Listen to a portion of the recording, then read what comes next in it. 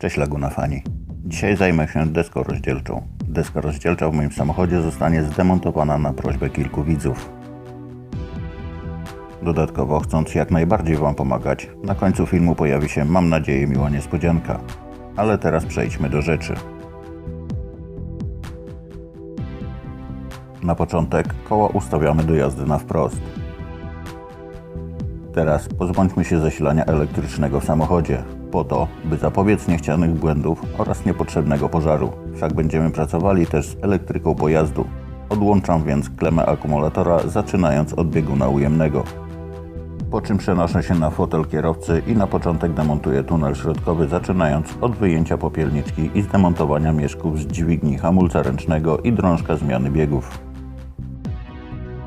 Górną część tunela środkowego usuwam, pociągając go do góry, zaczynając od strony podłokietnika i przechodząc w kierunku deski rozdzielczej.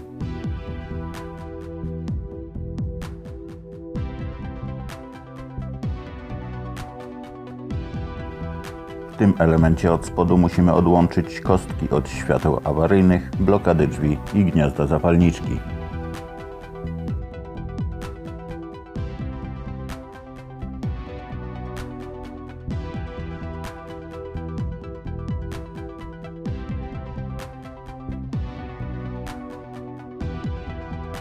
W zależności od wersji wyposażenia, w tunelu środkowym mogą znajdować się jeszcze dwa gniazda zapalniczki, do których prowadzi ta kostka.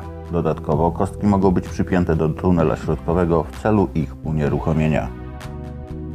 Teraz przesiadam się na tylną kanapę i odkręcam dwie śruby w tylnej części tunela.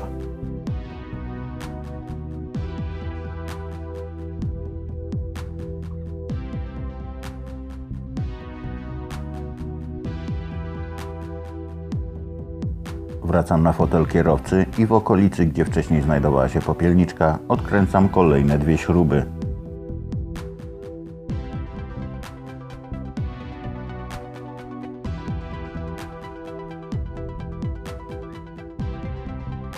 Teraz cały ten element powinien być zwolniony, więc wycofuję go delikatnie do tyłu i podnoszę tylną część, po czym manewrując wyjmuję go.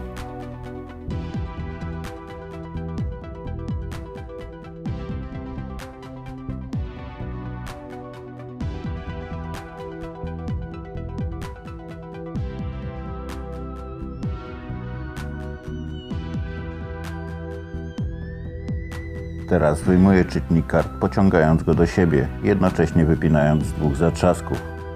Z boku czytnika odpinamy niebieską kostkę. Następnie wyciągam panel klimatronika, pociągając dolną część do siebie.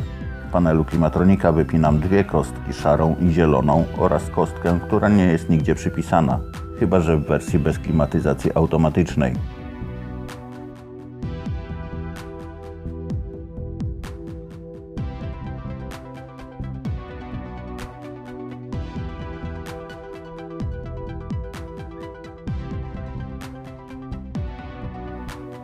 Przechodzę wyżej i pozbywam się radia oraz panela sterowania nawigacją, lub jak ktoś takowego nie posiada, półki na gadżety.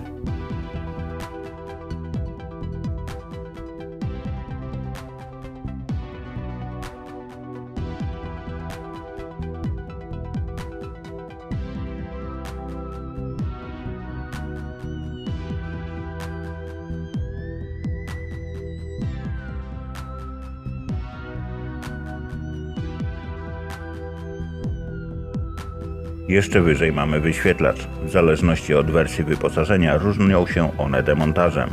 W przypadku dużego kolorowego wyświetlacza nawigacji w tym miejscu powinny znajdować się śruby na Torx T20. Po wykręceniu tych śrub demontaż odbywa się jednakowo. Wsadzamy dwa kciuki pod daszek wyświetlacza i wyciągamy go z zatrzasków ku górze. W przypadku wyświetlacza nawigacji odpinamy jedną kostkę, natomiast w przypadku małego wyświetlacza wypinamy dwie kostki, czerwoną i szarą. Teraz zdemontuję schowek. Najpierw pozbywam się zaślepki czytnika nawigacji, później odkręcam jedną śrubę na Torx T20 i odbezpieczam wkład schowka z czterech zatrzasków, dwóch na dole i dwóch na górze.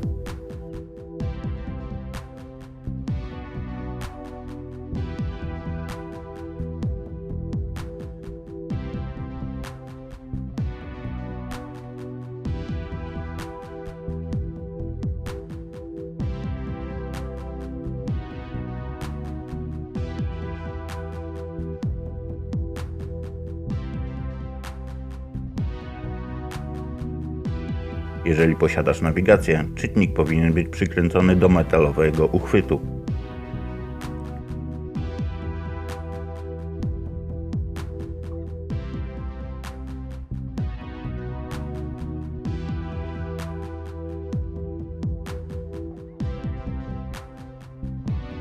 Przechodzę dalej i usuwam z kierownicy poduszkę powietrzną, odbezpieczając ją.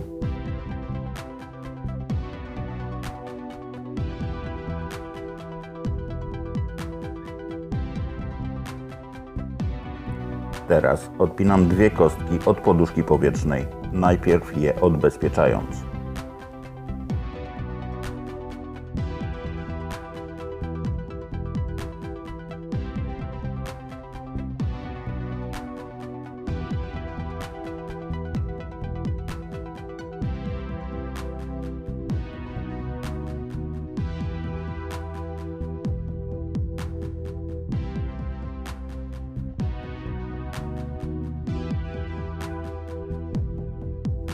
Odpinam jeszcze szarą kostkę od klaksonu i czarną od regulatora tempomatu.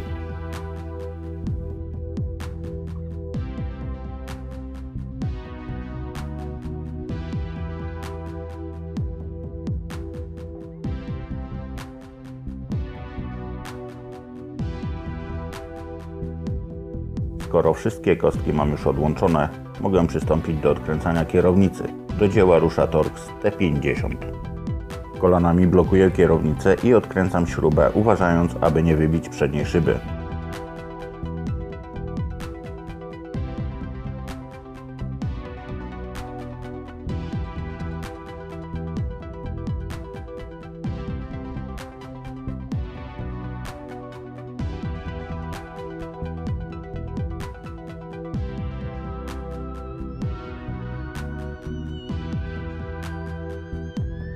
Kierownicę zdejmuję bardzo delikatnie, aby nie uszkodzić taśm zwijacza.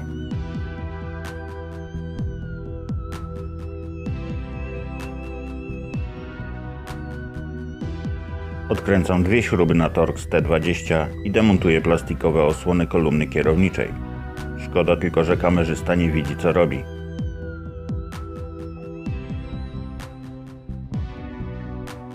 Żeby było mi łatwiej, zacznę od odłączenia zespołu przycisków po lewej stronie kierownicy oraz głośnika syntezatory mowy i potencjometra natężenia podświetlenia.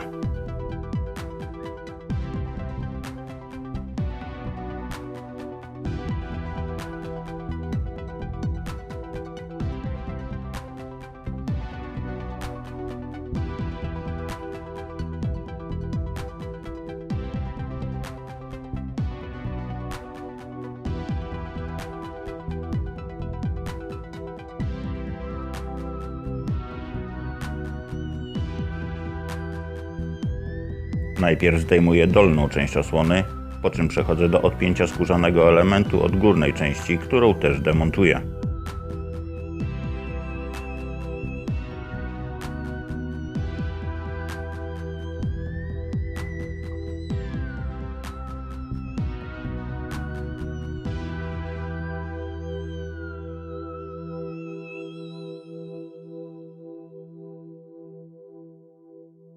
Teraz bardzo swobodnie wychodzi mi osłona licznika.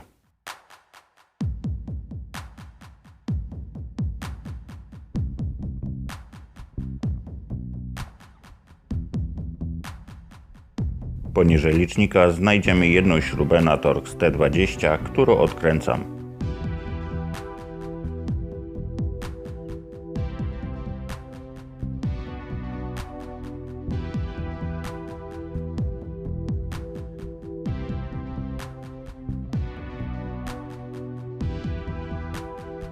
Licznik trzyma się jeszcze na tak zwanym zawiasie, z którego usuwamy go, pociągając go do siebie.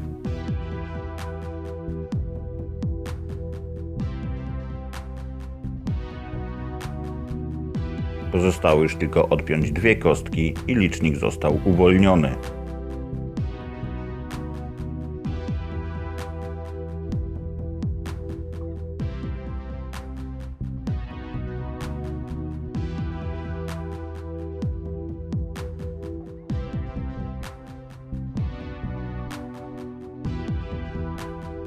Po odkręceniu śruby na Torx T20 i wypięciu kostki mogę swobodnie wyjąć pilota radia.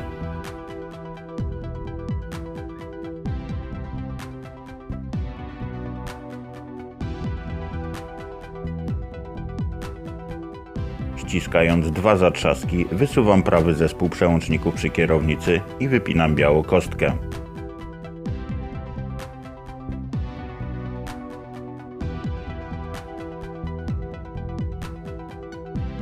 Identycznie postępuję z lewym zespołem przełączników.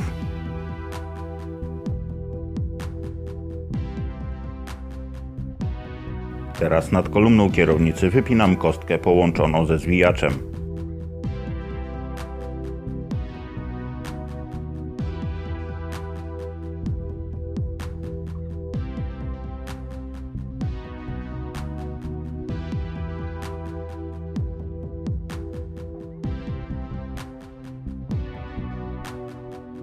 Po lewej stronie na dole odpinam kostkę od czujnika kąta skrętu kierownicy. Pamiętacie, że na początku koła były skierowane na wprost, po to właśnie, by móc w tym momencie zablokować zwijacz razem z czujnikiem kąta skrętu kierownicy. Jeżeli wciśniemy teraz tą białą blokadę, pod nią ukaże nam się wkręt na Torx T20, który odkręcam, ale nie do końca. U góry zwijacza mam jeszcze dwa zatrzaski, które trzeba podważyć śrubokrętem.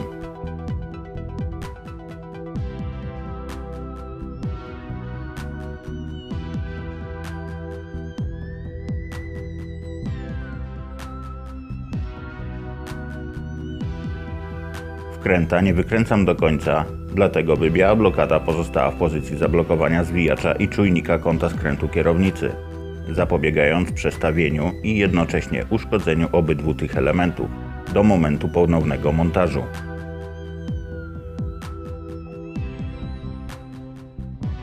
Przycisk Start-Stop demontuję poprzez ściśnięcie do siebie dwóch zatrzasków po jego bokach, po czym pozbywam się z niego kostki.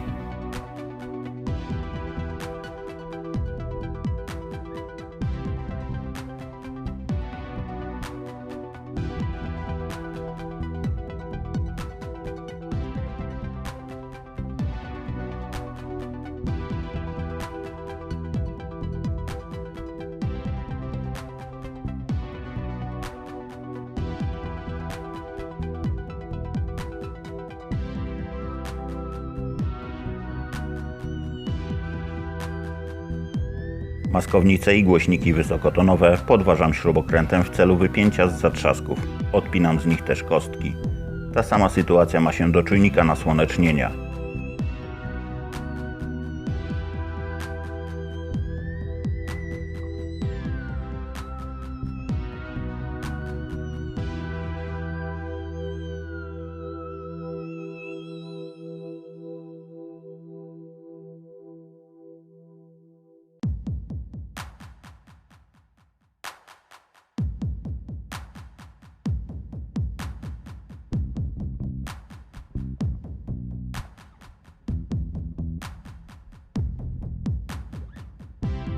Nad nogami kierowcy i pasażera pozbywam się dwóch osłon, które są trzymane rzepami i plastikowymi spinkami.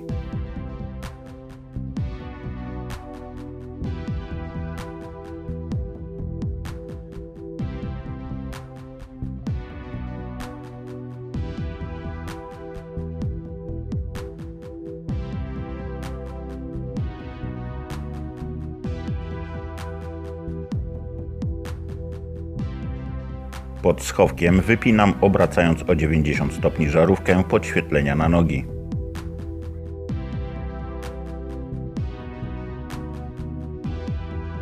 Ta sama sytuacja jest nad nogami kierowcy.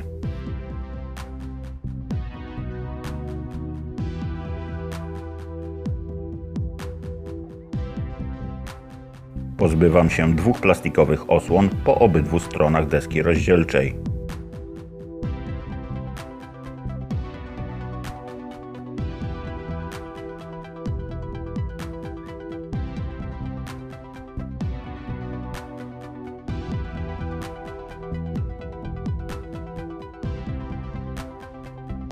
Odkręcam dwie śruby na Torx T20 po prawej stronie deski rozdzielczej.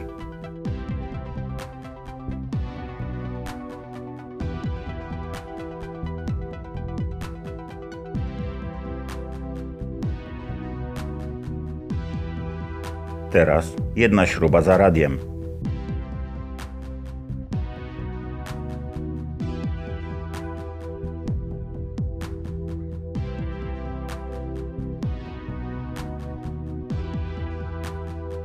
I jeszcze jedna śruba za licznikiem.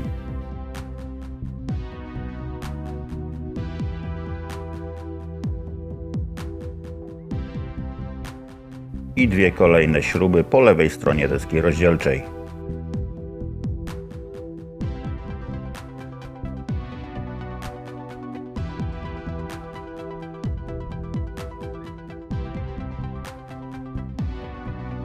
W głębi za schowkiem znajdziemy żółtą kostkę poduszki powietrznej pasażera, którą musimy wypiąć.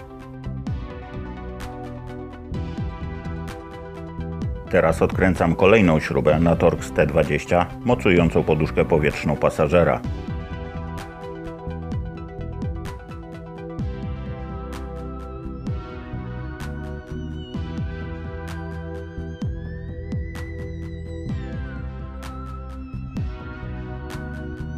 Osłony przeciwsłoneczne demontuję poprzez odbezpieczenie zatrzasków.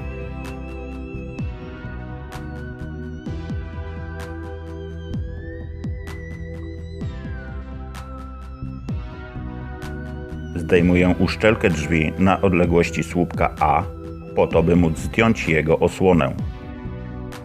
Górną część osłony odginam, po czym całość przesuwam ku górze. Oczywiście prawa strona jest demontowana w ten sam sposób.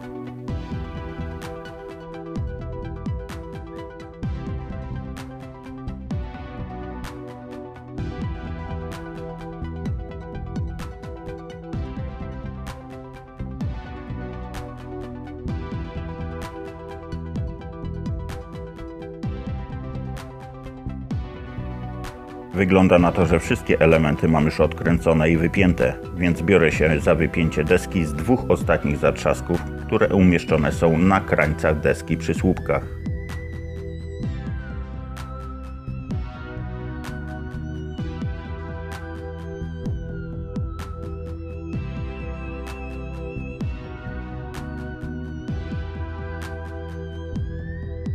Jeżeli tylko macie taką możliwość, postarajcie się robić to w dwie osoby, dlatego że deska jest ciężka, a demontaż w pojedynkę jest karkołomny.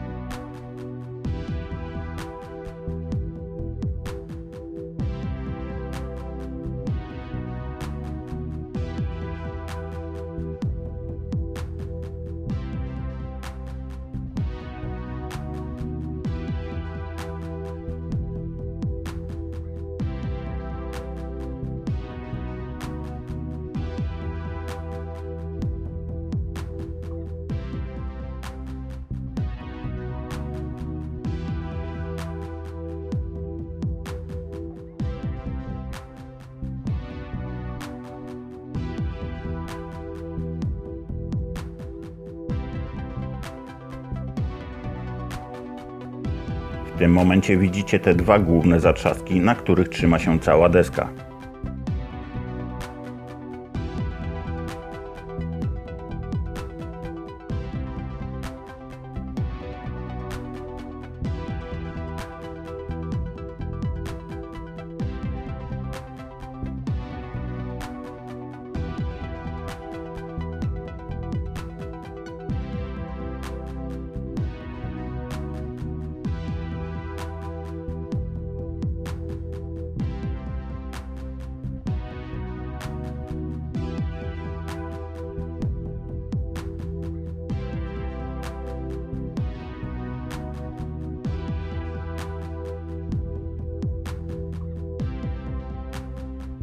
Tak wygląda pajęczyna, którą sam sobie stworzyłem, dodając kolejne modernizacje swojego samochodu. Ale wy się tym nie zrażajcie, bo będziecie mieli o połowę mniej kabli.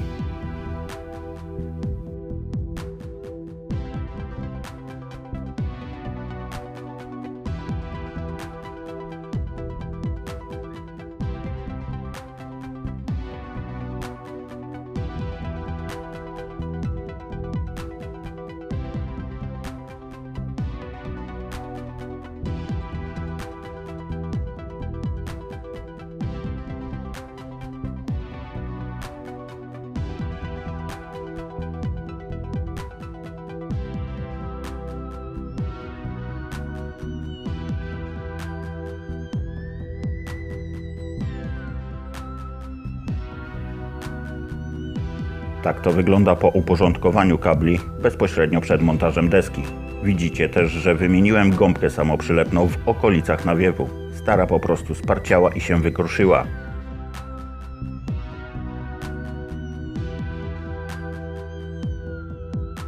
Montaż deski odbywa się w sposób odwrotny do demontażu i jest dużo łatwiejszy i szybszy, więc nie będę go pokazywał, żeby Was nie zanudzać, sztucznie wydłużając film.